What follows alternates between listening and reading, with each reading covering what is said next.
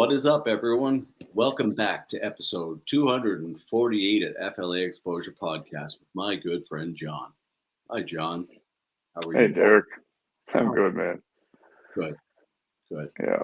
Awesome. Welcome back, everyone, to this subtle and low-key version of our podcast. Everybody, welcome. FLA 18 in the books last weekend. Obviously, we're going to get into it here, talking about all the fights, all the drama, all the action, everything that happened throughout the weekend, and more. For anybody who is not aware, I am 44. John, how old are you? 29. 29. So we both, John goes one way, I go the other. Every event I age, I swear to God, at least more than Yeah. I should. Anyway, Yeah. hell of an event weekend, buddy. Yeah, it was, man. One for the books. There's no question. I mean, with everything went on, it still ended up being just a wicked night of fights, and I think everyone that was there kind of went through something special together, man. You know, everyone dug deep on our end, dealt with the power outage and all that, and everyone on the team just kind of made it work, man, and got through it. And the fighters put on awesome fights, and coaches and everyone else was, just happy to be there and be part of it and how everything went. So it was great, man.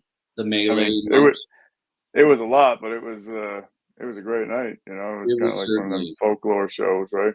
Big time. One of those things, like it's like we think back, John, we laugh sometimes about the hurricane, we laugh about the COVID. Like, think about those plans we had for COVID. Like, people don't realize we had, like, literally like 20, 30 page plans to come back and do events. And you look at it now, it's like, what in the hell? And 10 years from now, we'll laugh at this, right? But it's wild, man.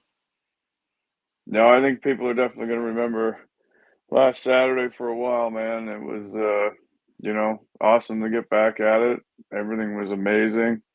Looking and everything was running very smoothly. And then, we had a power outage due to a car accident, and then scrambled, got the rest of the show on, and got through the whole night, man. It was good. I want to thank, like you said earlier, John, our team.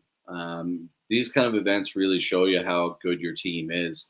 No question. It's crazy when everybody just scrambles and finds their way and makes it work and really adjusts, and without question, without complaining, like just does their thing. Like the apparel guys working off a hot spot, Timmy jumping on the stream, that was awesome. You on the commentary, Sarah out doing her thing, Danny and the boys doing, the guys at the venue hooking up the generator. Like, there's so many people out back, the commission moving, and you guys moving people around into where there was light, and wild, man, wild. The amount of moving parts that had to actually happen to get that all to facilitate, and as a team and venue, like, can't say enough about the Moncton Coliseum either, and how awesome they were to really, themselves and the commission. If it wasn't for them, people don't really understand how close that event was to being shut down. There was a lot of pleading going on and a lot of like stuff happening, and the fighters really worked their butt off and went in there and fought either way. And it was awesome, man. A hell of a night. And like you said, memories that'll last a lifetime. No question about it. Yeah, it was a wild way to start the year. That is for sure. An exceptional night of fights, man. I got to say, like, of all the cards we've done, this one was pretty awesome. Lots of exciting matchups and different, good finishes. What's that, sorry? 7 finishes, 11 fighs. So yeah, there you go. Exactly right. But exciting decisions as well, and and those guys, everyone that stepped in there that night, especially the guys that stepped in. I mean, Ty and Joe Revel, right? The power went out during their fight. The lights go from incredibly bright to, I mean, you could see, but it was considerably less. They just went right back to work. The crowd went wild, and and the rest of the guys that walked out to silence while we got things working again. And hopefully never again, man. Exactly. For real. No one, like you said, nobody whined or batted an eye, and the night went on. So it was good. Yeah. appreciate everybody for that understanding. I mean, obviously, we didn't cut the power on our own. It wasn't something we'd ever do on purpose. Yeah. It It's was like, I don't know if unfortunately that's out of ever everyone's happened hands. in Canada in an event, in a venue ever. Like, it's like, what are the chances that is going to ever happen, right? And so patience is a virtue, and we really appreciate everybody's like John said. We're releasing all the fights for free, starting with Abdel in the main, Blake in the main event today. We dropped that on our YouTube, and we're going to drop all the fights. Some footage is as always, and some footage is not our typical footage, but thank God we got Zach and our awesome videographer and photographers who just, again, like we were talking behind the scenes about people who just adjusted and made it work. And without, again, these people, man, we simply don't have a product. And kudos, as we always say, to all of us. Kicked ass. Yeah. So let's get into the exciting stuff. Starting off with Charlie Ross and Ben Milley, two guys making their debut. I mean, both these guys came in very prepared, looked very good, put a lot of hard work in and showed up. But, I mean, we saw how it finished. Charlie Ross with a second round rear naked choke. I know Ben was pretty upset about that, but nothing to be upset about. Like he looked very good. He got caught. That's generally how these things go. One guy wins, one guy loses, and head up to both these guys and kudos. Yeah, on a great performance. Lloyd, good point, buddy. Good point. They're not even Canadian MMA media. I figured I kind of figured there might be some media outlets reaching out to us, but we're not complaining. That's for sure. We operate in the shadows. Yeah, we're all right in the shadows. That's for sure. But go back to that fight, man. Ben, I was interested to see what was going to happen. You and I were kind of talking about it before. And Charlie, man, like the first fight, as we always say, is just as important as the main event. Sometimes it really sets the pace for the night. The crowd, the tone. The tone for the night, and the crowd really understands what they're getting right from the get go. And Charlie, like you, big huge takedown, finished the fight with a rear naked choke. The kid's been training forever over there at Henzo Gracie, and it was cool to see him finally get a shot in there. He's been very patient outside, waiting, like 3 or 4 cards. He's been ready with his medicals, and he did all the right things behind the scenes. And Ben, man, like, he's looking to get right back in there too. So, good. Pleasure of a kid, great kid to deal with, and like you said, John, he came in shape, not an easy thing to start the fight card. And in your hometown as that after you just moved away, but the accountant, I know he'll be back, trying to even that record. But yeah, great fight to start the night, buddy. Yeah, it was. Yeah, that was a good one. Yeah, it really was. Up next, we dropped down to 135. We saw the debut of Anton Cremo's younger brother, who just turned 18 that week, I believe, making his amateur debut, and he took on Hunter Savage, who was 1-1. We've seen Hunter a couple times now. So, taking on a guy with a little more experience, super tough 135er. It was a first round TKO by leg kick for Hunter in the end, but Anson was really looking good up to that point with his boxing. His hands looked obviously super crisp, right? Hey, David. So, yeah, I thought Anson looked very good. Hunter had a good plan with the leg kicks, and I mean, I don't know what happened if he had some ligament damage or something there from that last one, but he sat down and took the TKO, which is probably smart, man. He was limping around afterwards, and I wish him a speedy recovery, but probably not worth. I can't imagine Hunter was going to stop whipping those leg kicks in there. Yeah, it's well said, John. I couldn't. Both of these guys are like fan favorites and so respectful. Like Hunter is a guy, I got a lot of love for that kid, man. He really comes to fight. He really just he's a super exciting guy. He understands kind of behind the scenes how it works a little bit. And he's just a fun person to watch fight. And, he was eating a couple punches there at the beginning for sure. Mini Chris was definitely doing good things at the beginning of the fight. And I think like you said, man, that's what amateur fighting's about. It's not about fighting to the death anymore. When you get to those higher ranks, sure, but like at this, that was a really beautiful time kick. It was a nice kick, finish the fight, and let's live to fight another day, right? So, smart kid for only being 18 years old. Very respectful, great kid. His brother as well, great family. can't say enough about the boys there. Nice. Yeah, kid does have hands. Yeah, 18, nice and lanky, you know. Like he just and he hasn't been training in an awful long time, you know. Like I know he's been over at Sprawler Ball and Whittles. Like, man, that's the beauty of this whole scene and the whole thing of what we're doing here, folks. Like developing talent, developing kids like that. Because like you think about the major junior hockey, you think about like they're playing hockey at a high level, they're 13, 14, they go to the Mooseheads, whatever, Streaming Eagles at 16 years old.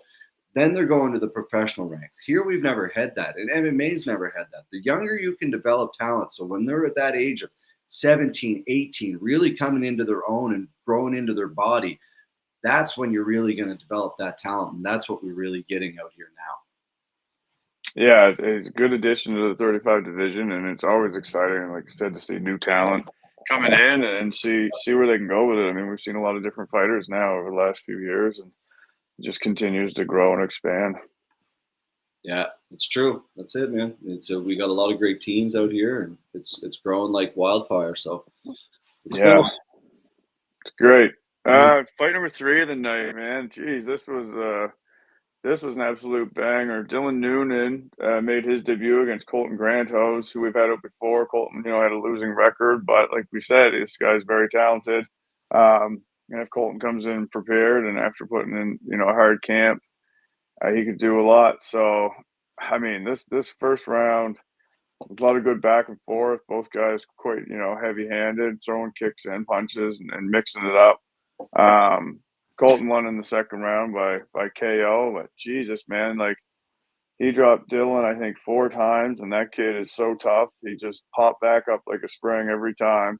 Down, up, down, up, down, up. I mean, the referee, it might have been nice to see him step in a little bit earlier, but he's the one that's in there. And like I said, Dylan's just kind of too tough for his own good, I guess, and kept popping back up. So, I mean, Colton did a great job landing the shots. He's very accurate. And it just looked very good, man. It was a good victory, and Dylan was, again, great debut. Like this kid's got a lot of potential as well. There's no question. Well said. Moving on. Okay, this is when it all went down. Joe Rebel versus Ty Borden. Joe 1-1, but hadn't fought in over a decade, I believe it was. So he took quite a break from the sport, came back. Ty Borden's out of Tower 1. He's 1-0 already. Ty's super tough, great wrestling. Real physical and athletic, lightweight. And these guys, very exciting, high pace. And these guys really went to work. But Joe Rebel showed experience in this one and was able to handle himself on the feet and in the grappling. Ty, a lot of, like I said, good back and forth with for both of these guys. Super exciting fight. Props to them again for dealing with the power outage in the middle of their fight and not missing a beat. And but Joe came out with the unanimous decision on this one, and it's cool to see him back at it after such a long break, and a good addition to the FLA lightweight division. Yeah, it's everything you said there, man. It's funny because I see Justin Sears here is talking about how Joe Rebel looked so big. He looked massive. Like he would look massive compared to Ty in there. Ty, I don't know if he could go to 45 or not. But he's so muscular, big at 55. He is. Oh, he really is. Yeah. Like he's so I don't know if he has any fat to lose at all, but like he really weathered the storm early in that fight. And those guys really have to get so much credit, because that's when everything, like the power literally went out. So these guys literally could have been like, whoa, what's going on? But they really embrace. And Adam, the heavyweight voice, got to give credit to him. Between him and like they kind of really rallied the crowd, and the fact that they put on such an amazing, exciting fight really kind of helped the whole event. Like kind of. Oh, it did. We're like, yeah. I'm into this, right? And the crowd was going wild, man. Like win or lose, hell of a fight by both of those guys. And I said it to Ty. I didn't get a chance to say talk to Joe, but it was really great to see him back in there. Another guy has been super patient, waiting for his opportunity. Yeah, he has been. You know, there's a bond that those guys can share for the rest of their life, man. What an experience they went through. The only two that went through that ever. Like crazy, wild. You know, I've been telling this story all week because, as you know, I was out back. I was working with Levi. We were getting him ready, and as we were getting ready to walk the tunnel, that's when the power went out. Ty and Joe were in the middle of their fight. Mm-hmm. So I said, "I'll go see what's going on." I looped around to where I could see the arena over the players' bench, where I could see the arena, where I could see the cage over the players' bench, and you know, the power's out, and I see the guys, they're pushed to their neutral corners.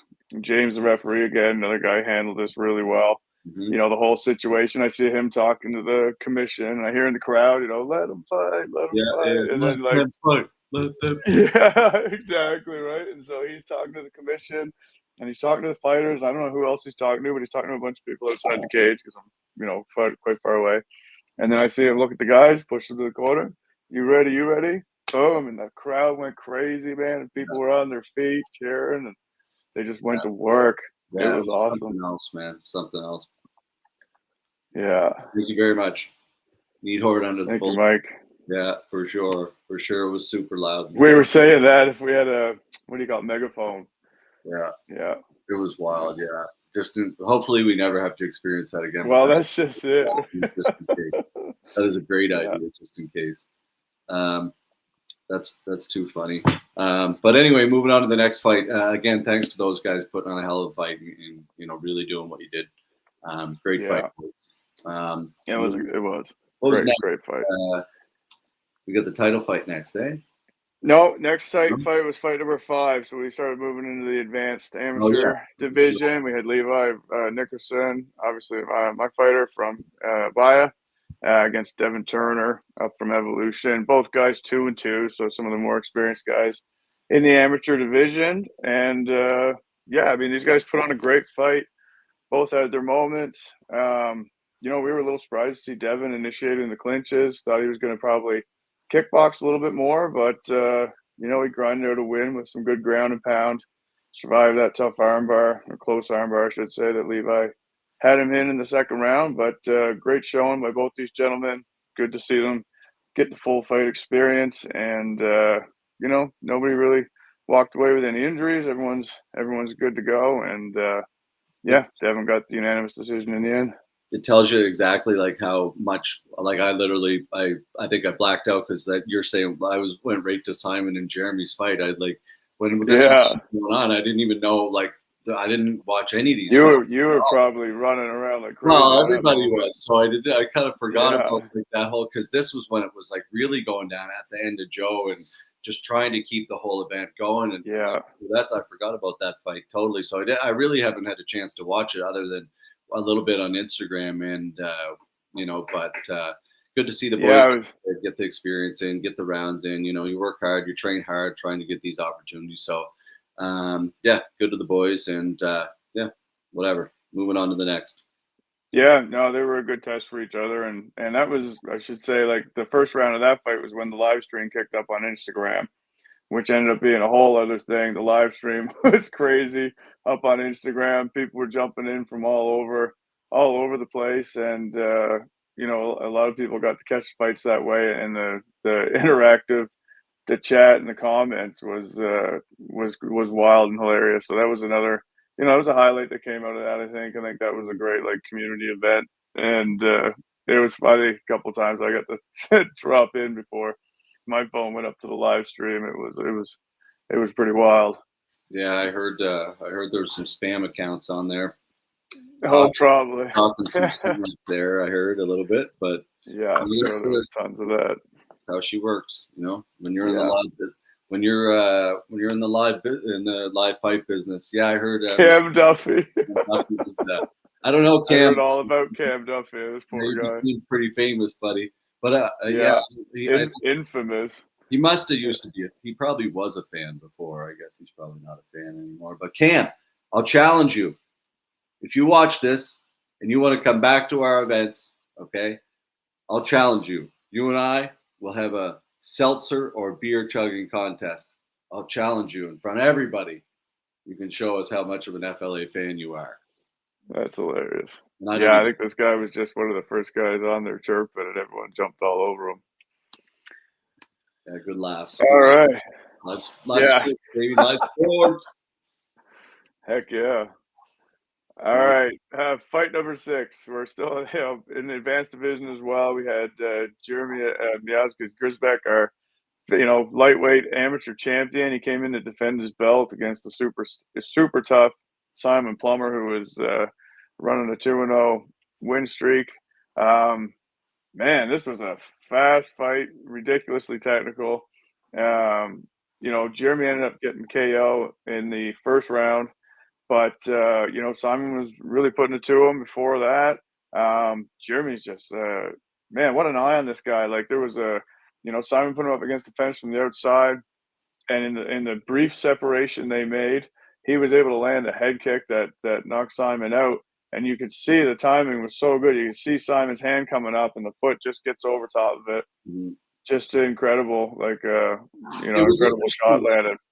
I was really impressed with Simon, how he was really able to make Jeremy uncomfortable really early. I kind of figured that made it happen, to be honest. Like Simon's super good. And he's very talented, and that's the way he fights. He's an aggressive fighter, but I just didn't expect that to happen. Like most people didn't expect that to happen, man. Like you said, the timing of it was beautiful, and that's 3 fights, 3 finishes for Jeremy. No, that's not true. 3 fights, 2 finishes, I guess. But did he finish Alex? Was it a decision, or did he finish Alex? I thought he finished decision. Yeah, I think it was decision.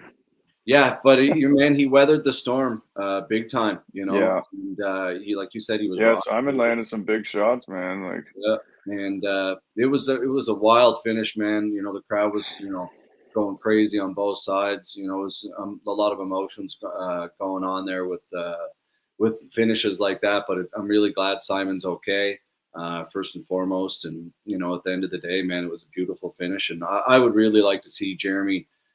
We got a couple other 55ers coming up in the near future. Really high level fight.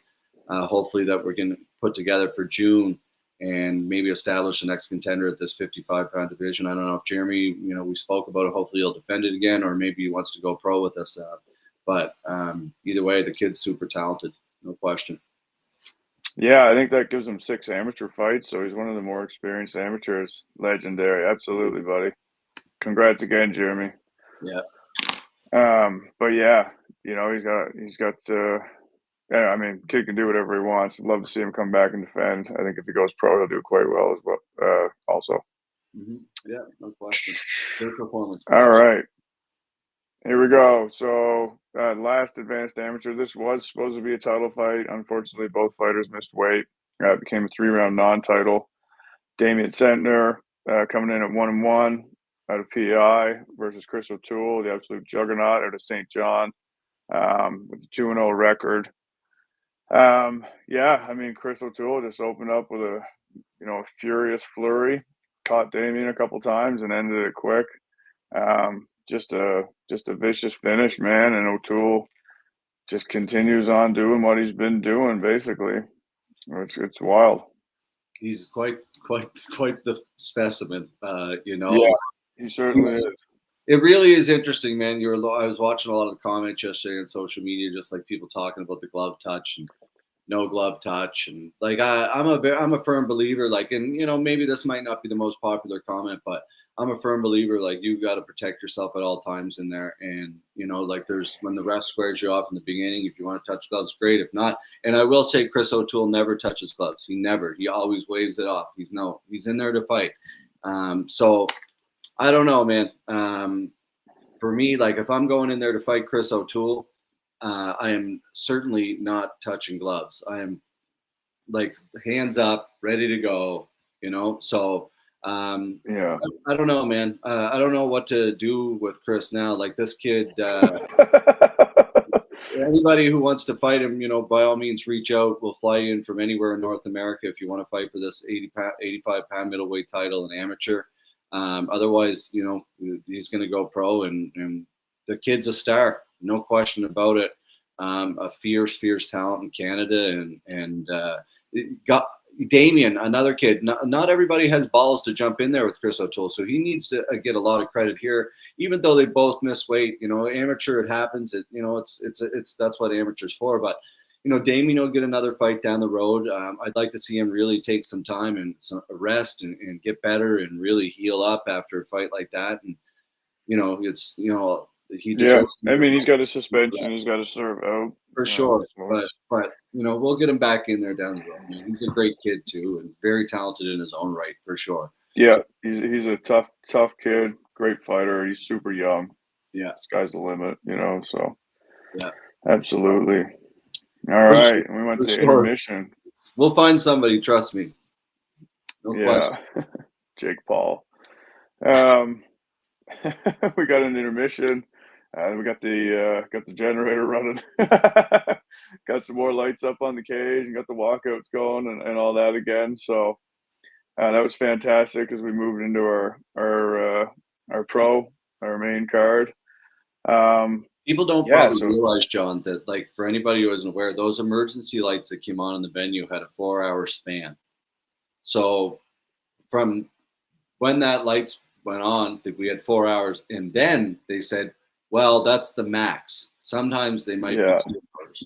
So but by some other act of God, they lasted long enough. Right? My God, during that main event, I was watching my watch the whole time, just waiting for it. So thankfully everything worked out, and awesome. Thankfully everything worked out, and we got through the whole thing. Rumor is Wuhan is growing human lab to take on. Not going there. All right, Rory Gillis, Michael Acifo. What you think, Johnny?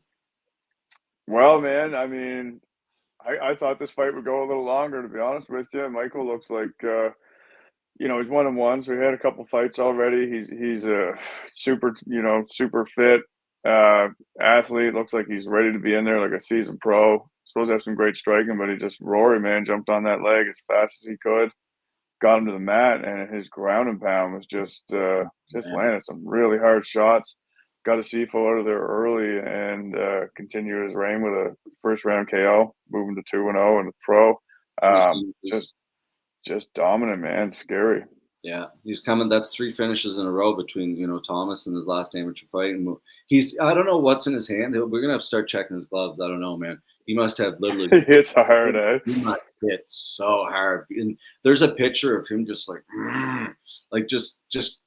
and he hit Michael. I think he knocked Michael out and woke him back up in the next. It kind of looked like it. Yeah. And then they kept going. He threw up that heel hook.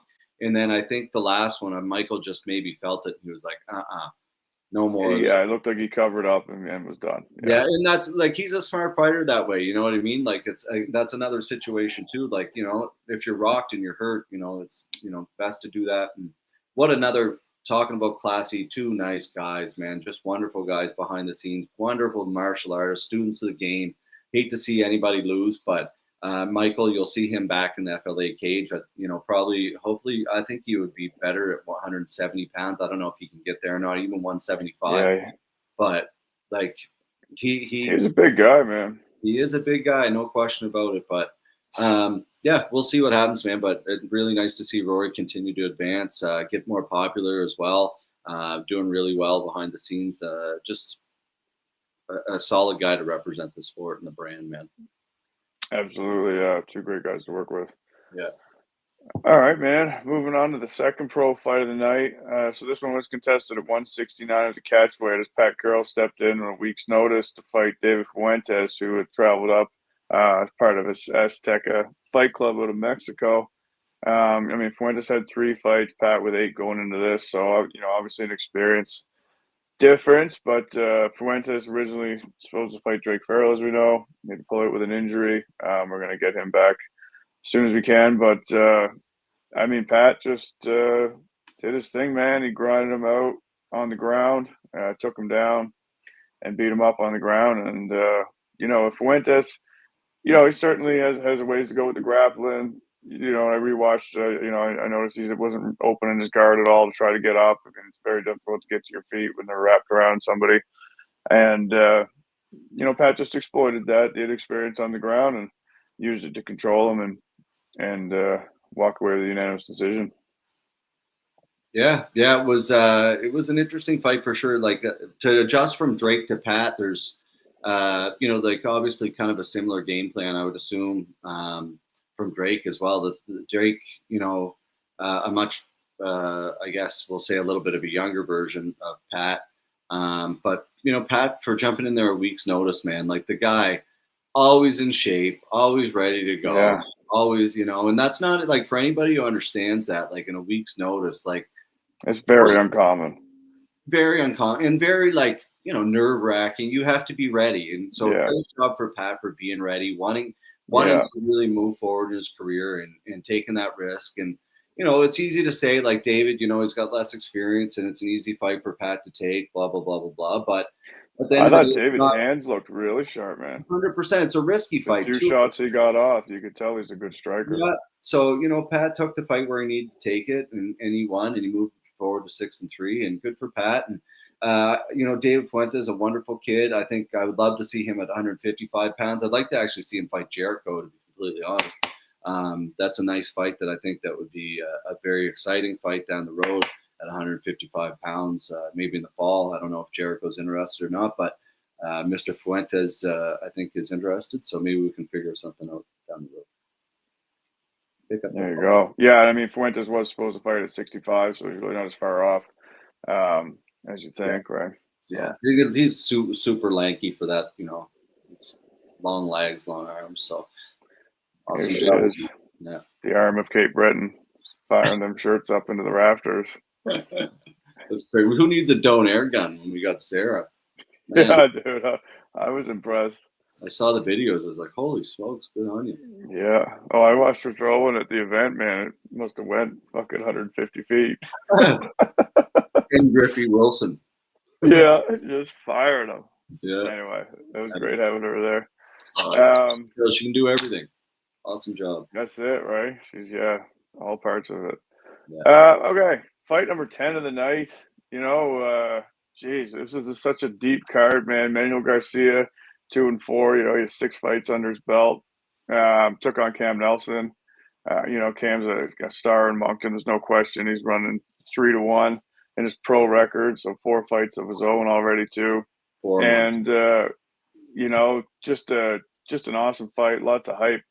But this was a crazy fight, man. I mean, Cam threw everything at Manuel. Cam looked very good, very patient, very technical. He was mixing things up and setting things up and landed head kicks and hooks and some brutal ground and pound.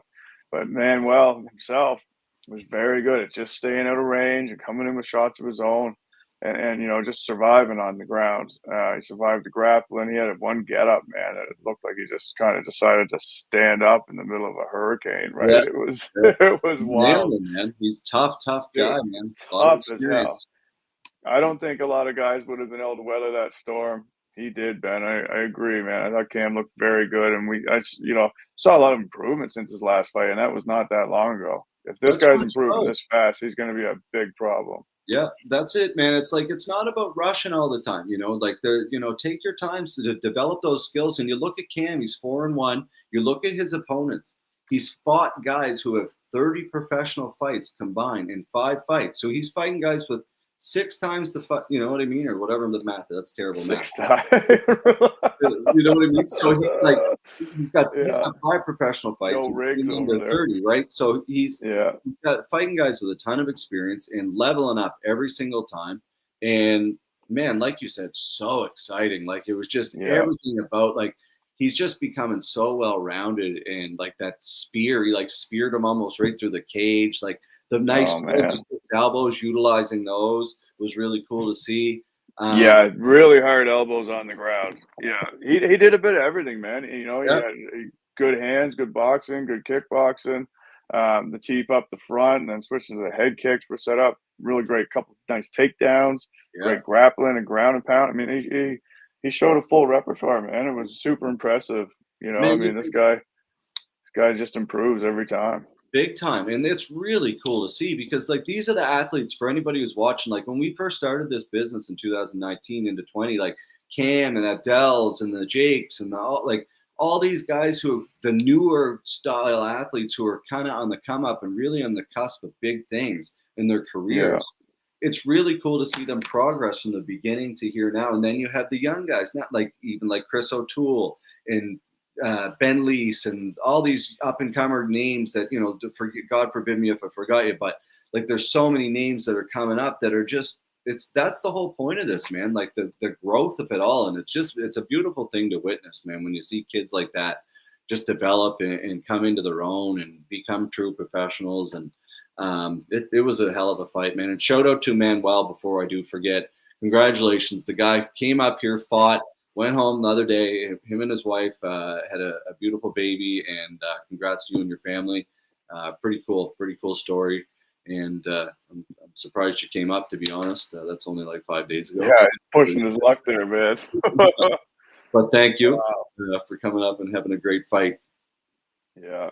Well, you have a cool story to tell your baby when he gets older. Yeah. He's a great guy, man. I know he has aspirations to move to Canada at some point. He loved the East Coast, and you never know. Wow. He might be part of the Canadian fight scene here sooner than later. So shout out to Mark Gay as well. I was just gonna say that. Yeah, Mark was great to work with. Man, these guys are all on the ball. Everyone from that club and their whole crew that came up. Yeah, John and the Azteca Fight Club and Azteca Fight League. Who knows what's going to happen in the future? I think maybe a good Mexico versus Canada card might be something we can bang out in the future. That'd be cool. Everybody in the Maritimes, you want to go down to Mexico and fight? Maybe we can yeah, I'd like to go to Mexico and not fight. Yeah, we'll promote it. We'll go down and you guys can fight. Yeah, there you go. Love Mexico. Joey, I saw you in the crowd, buddy. I didn't get a chance to talk to you. Thanks for your support, man. One of Churro's finest over there. There you go. Yeah, man. Moving on to the main event, boy. Yeah, main event, man. Blake Oswald came down from Big Country MMA. It was his second FLA appearance, and he came down to challenge the undefeated, the great Abdelaziz. You know, coming into this at 4-0, moving up to 150 to meet Blake there to catch weight, and just challenging himself with someone with. Not a lot of experience, but he's fought very tough guys, and he's a very tough, mean fighter himself. And Abdel just looked like an absolute tactician, man. I mean, Blake had his moments, but Abdel was very patient, very technical, and just incredibly sharp, and ends up with a second round TKO. So he's just, another finish, another win, and just an absolutely incredible performance, man. And hell of a fight from Blake too, man. It takes two, right? No question, man. No question. It's and that's the thing. Blake bringing those mean intentions, testing Abdel, not just in the cage, outside the cage, the mental game, all that kind of stuff is important as he continues building on in his career. Not everything is going to be super smooth, and the way he dealt with it and handled it, it's like nothing, man. Like, nothing seems to phase Abdel. He handled it like a pure professional. Yeah, he really is. He's already there. He's another guy that, like we talk about Cam, man, and Abdel was the same time, maybe even a little before Cam, competing. He came out of nowhere, just started competing in jiu-jitsu, was literally just killing everybody in tournaments, made the transition to amateur MMA, calm as a cucumber, and now to see him just walk in there and how he fights, man, he's getting like Cam, getting a big following behind him. It's awesome to see, man. This is what you want for these kids. They want to follow a dream. They want to be professional fighters. They want to go to the UFC. Hell, if we can have small part in that to get all these guys and girls to follow their dream. And that's what this is about, man. And it's super cool to see Abdel. What a performance, man. And it's awesome. There's not much else you can say about it, man. It's really awesome to see these people have success and find their way. It's cool. Yeah, that's what it's all about, right? And consistently watching East Coast fighters turn away everyone that shows up, man. Love to see that. We were talking about this, me and the guys with the crew after the show, and these East Coast fighters continuously, win against fighters we bring in from all over the place. Just kind of showing the pedigree that is being developed out here, and the East Coast, is here, and we're competitive, and we're putting in work, right? So big time. All these gyms, like Jason just said about Icon Combat, all the gyms Oh, out buddy, here. that place looks awesome. Looks great, and that's huge. Like, think Yeah. about the East Coast, having a facility like that. Like, that's the thing. Like, all these gyms who are working their butt off, the coaches behind the scenes, putting the time in. This is a full-fledged circle community thing. Like, we are as fucking as tacky as it sounds. I do say it a lot. Everyone has a part in this, from the fans to the sponsors, the people working the venue. Like, man, these events are not always like going to a hockey game for the Mooseheads or whatever. It's not like the most accepted sport in the world. So things can go wrong, like power outages. Things can really happen and really set our sport back. So, we got to be there for one another. We got to really support one another. And it's pretty cool to see, man. It really is. Yeah. I mean, that's it. Another one in the book. And then, we move back to Moncton in April 12th. We're back at the Coliseum. FLA 19, appreciate that, Jason. And, fortunately, the show went through and we're able to keep the ball moving forward, man. Yeah, that's it. And that's all it is, folks. We just keep the ball moving forward. And like in life, you get up the next day and you push forward. And sometimes you have shitty days and you just wake up, and trust me, like, there's no harder business on the planet than the fight business. I will stick to that until the day I die. It is extremely challenging, extremely emotional, a million things going on at once, and it's just a difficult sport. But when you see athletes really succeed and follow their dreams, that's what you're doing all this kind of shit for, and it's cool to see. And maybe we move on to FLA 19. Yeah, and then we're gonna announce the fight of the night or what, man? We had some killer fights. Nah. We're gonna start putting out a fight of the night off of these events. Shout out to Silly Willie's Bullies for being a proud sponsor of the FLA Fight of the Night for 2025. And go ahead, Derek, man, He's been a phenomenal sponsor. Shout out to Rob. Silly Willy Bullies. Like, they've been a great sponsor since the very beginning. Great guys, always in the crowd, supporting us, willing to fight for us. They're just good dudes, man. And so we love you, we thank you, and we appreciate it. And without further ado, John, 3, 2, 1, I'll leave it to you. And the fight of the night for FLA 18 is Manuel versus Cam. Absolute war. All right, there you go. And I screwed that totally up. There you go. After all the practicing. Nice. Oh, hilarious. Dave Fretz for another murder graphic, man. Looks sick. Yeah, Dave. Sam, I think, got that shot maybe. Always killing it. Yeah. Sam. I would say that's Sam's shot, I would think. Hard to tell. Sam or Marissa. Very cool to have an all-female photography team. I love that. They kill it. They work so awesome together this weekend. That's the thing. Like, people don't understand, like, when the lights go out and shit like that happens, and then you got photographers who, like, their exposure changes and maybe they can't shoot in the light, and we have to change photographers. And then, like, the street, like, there's so many different things that go into that. And really, like, to have everybody step up and how you guys handled that, it was just mind-blowing to see everybody come into their own. So super cool. Again, congrats to Cam and Manuel on a hell of a fight for the fans. Like, so exciting. And awesome night overall. Tickets on sale Monday. Okay, tickets on sale Monday. A little bit delayed. They were supposed to go on sale today, but tickets will be on sale Monday for Fight League Atlantic 19. Check them out at fightleagueatlantic.com. And yeah, thanks to everybody. We love you. We appreciate your patience and help and support and all through this bullshit. So, Johnny, anything you want to say? No, that's it, man. Appreciate everybody for helping us get through last weekend, and it turned out to be another memorable night. As we move forward to the next one, let's just keep it going, show them what the East Coast is made of, and sign up for our newsletter, fightleagueatlantic.com. Very true. You never know. You might get specific discounts on merch or tickets, or you never know what's going to happen at that. You never know unless you sign up for the newsletter. Yeah, just sign up. It'll be fun. Yeah. All right. Awesome. Let's get out of here. All right, everyone. Have a great weekend. We love you. We'll see you. Good job, Johnny.